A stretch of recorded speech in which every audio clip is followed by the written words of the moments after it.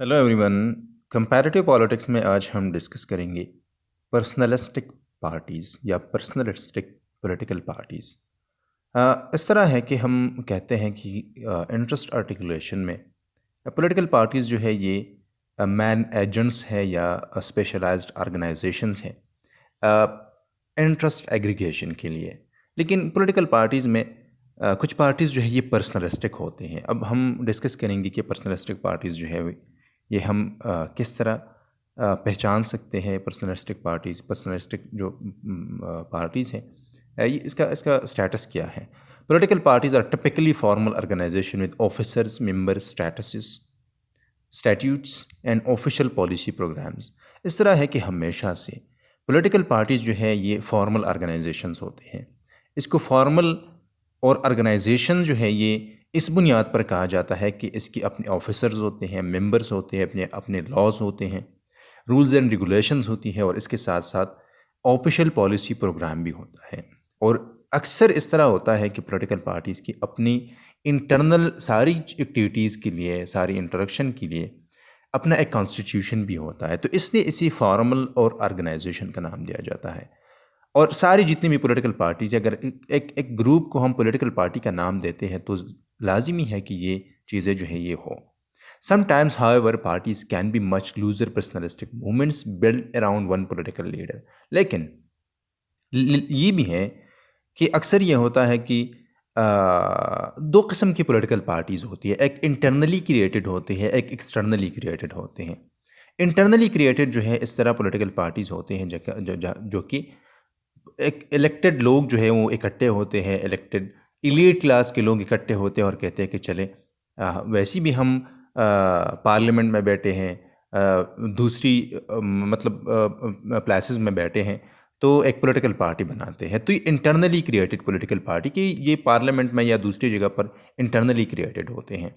Externally created political parties जो है ये ऑर्गेनाइजेशनल बेसिस पर इसका जो प्रोसेस है वो ग्राउंड से शुरू होता है, वो लोगों से शुरू होता है। वहाँ पर लोगों को ये मतलब ये लोगों में अपनी ग्राउंड में अपनी ऑर्गेनाइजेशनल स्ट्रक्चर बनाते हैं, लोगों में अपने लिए कंपेन करते हैं, लोगों को मतलब एक अपनी नज़रिए की बुनियाद पर जो है कन्विंस करते हैं और बाद में ये लेजिस्लेचर की तरफ आते हैं। तो इसको एक्सटर्नली क्रिएटेड पॉलिटिकल पार्टीज कहा जाता है। पर्सनलिस्टिक पॉलिटिकल पार्टीज जो इस तरह होते हैं ये एक पर्टिकुलरली मूवमेंट्स की शक्ल में होती हैं जो कि एक ख़ास पॉलिटिकल लीडर की मतलब अराउंड जो है ये बेल्ट होती हैं, या स्मॉल ग्रुप ऑफ लीडर्स के। मतलब ये है कि जितने भी लोग हैं इनका ऑर्गेनाइजेशनल स्ट्रक्चर भी हो सकता है कि हो, इसका एक अपना नज़रिया भी हो सकता है कि हो, लेकिन सारा जितना भी मतलब सारे जितने भी लोग जो इकट्ठे होते हैं वो एक ख़ास पॉलिटिकल लीडर के मतलब कि इर्द गिर्द जो है ये इकट्ठे होते हैं या पॉलिटिकल लीडर्स के। Personalistic parties are particularly common in new democracies में पर्सनलिस्टिक पॉलिटिकल पार्टीज़ जो है ये कॉमन है। न्यू डेमोक्रेसीज़ में फॉर एग्ज़ाम्पल हम पाकिस्तान की भी बात कर सकते हैं। हम दूसरी पॉलिटिकल जो जितनी भी न्यू डेमोक्रेसीज़ है फॉर एग्ज़ाम्पल इंडिया में एक वक्त में या इवन आजकल भी हैं, और दूसरी जितनी भी न्यू डेमोक्रेसीज़ में है वहाँ पर पर्सनलिस्टिक पॉलिटिकल पार्टीज़ जो है ये पाई जाती हैं। रशिया में फॉर एग्ज़ाम्पल पुतिन जो है वो चूँकि 2000 से लेकर आज तक वो उन्होंने वो इक़्तिदार में हैं, वो उन्होंने अपनी पॉलिटिकल पार्टी बनाई यूनाइटेड रशिया, और बेसिकली उनकी पर्सनल फॉलोइंग है। मतलब जितने भी फॉलोअर्स हैं वो पुतिन को पर्सनली फॉलो करते हैं। और उनकी जो यूनाइटेड रशिया पार्टी है, ज़ाहिरी बात है कि अगर कल ये एक हम कह सकते हैं कि पर्सनलिस्टिक पार्टीज़ में ये एक इशू है, वीकनेस है कि अगर ये लीडर जो है ये नहीं होता तो फिर नीचे के लोग जो है ये हम कह सकते हैं कि उनका उनका कोई सेंट्रल पॉइंट नहीं होता। Even India and France have highly personalistic parties. For example India में Congress party has been dominated by Nehru Gandhi family. इस तरह था एक वक्त में कि इवन हम कह सकते हैं कि 1947 से पहले भी लोग जो इकट्ठे होते थे वो ज़्यादातर गांधी के लिए इकट्ठे होते थे, या नेहरू के लिए इकट्ठे होते थे, वो ख़ुसूसन गांधी के लिए। और बाद में जो है नेहरू गांधी फैमिली जो है इनके ये डोमिनेंट रही कांग्रेस पार्टी पर। फ्रांस में for example most presidents have come out of Gaullist movement. De Gaulle जो है चूँकि वो फ्रांस में वो सेकंड वार के एक हीरो थे। जब से 1944 में 1941 में जब इस तरह हुआ कि फ्रांस को कब्ज़ा किया गया इटली के जर्मनी की तरफ से, तो लंदन में इस तरह हुआ कि वहाँ पर गवर्नमेंट इन एग्ज़ाइल बनाई गई और वो गवर्नमेंट जो है वो लीड करता था डी गॉल। और बाद में जब मतलब जंग ख़त्म हुआ, फ्रांस को आज़ाद किया गया, तो वो मतलब कुछ इख्तिलाफ़ात की वजह से वो पॉलिटिक्स छोड़ गए। लेकिन 1958 में इस तरह हुआ, 56-58 में इस तरह हुआ कि वो उनको कहा गया कि आप दोबारा आए। तो वो बेसिकली उन्होंने जो फिफ्थ रिपब्लिक है 19 तकरीबन 59 से 1969 तक उन्होंने लीड किया फ्रांस को। लेकिन उन्होंने अपनी जो पॉलिटिकल पार्टी बनाई वो बेसिकली गॉलिज़्म, या जो कि एक मूवमेंट है, एक आइडियोलॉजी है सॉर्ट ऑफ, इसी की बुनियाद पर जो है अपनी पॉलिटिकल पार्टी बनाई। आजकल भी कुछ गॉलिस्ट जो है मूवमेंट्स है which has had many names but was dominated from the start by President Charles de Gaulle and later by some of his followers। जो भी हो, लेकिन डी गॉल जो है वो लीड करते थे एक वक्त में, और बाद में इसके फॉलोअर जो है जो कि डी गॉल के फॉलोअर्स थे उन वो लीड करते थे।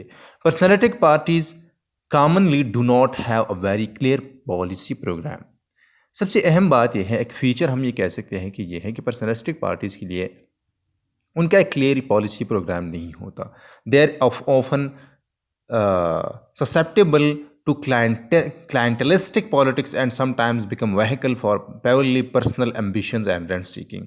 इस तरह है कि ये अक्सर ये होता है कि ये पर्सनल क्लाइंटलिस्टिक पार्टीज पॉलिटिक्स तक कि ये ससेप्टेबल होते हैं, और इसके साथ साथ ये है कि ये अक्सर ये होता है कि ये पर्सनल एम्बिशंस का एक वहीकल बन जाता है। मतलब ये है कि लोग इसके साथ पर्सनल एम्बिशंस जो है ये पूरी करते हैं, पर्सनल गोल्स जो है पूरी करते हैं, और एक रेंट सीकिंग का एक वहीकल बन जाता है।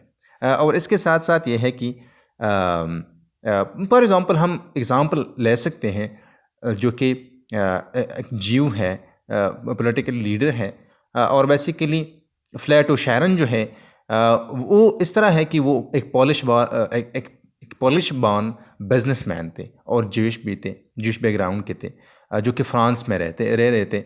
1977 में इस तरह हुआ कि वो इसराइल आए क्योंकि फ़्रेंच अथॉरिटीज़ जो है वो उनको प्रोसिक्यूट करना चाहते थे, क्योंकि उन्होंने एम्बेज़ल की थी $60 मिलियन।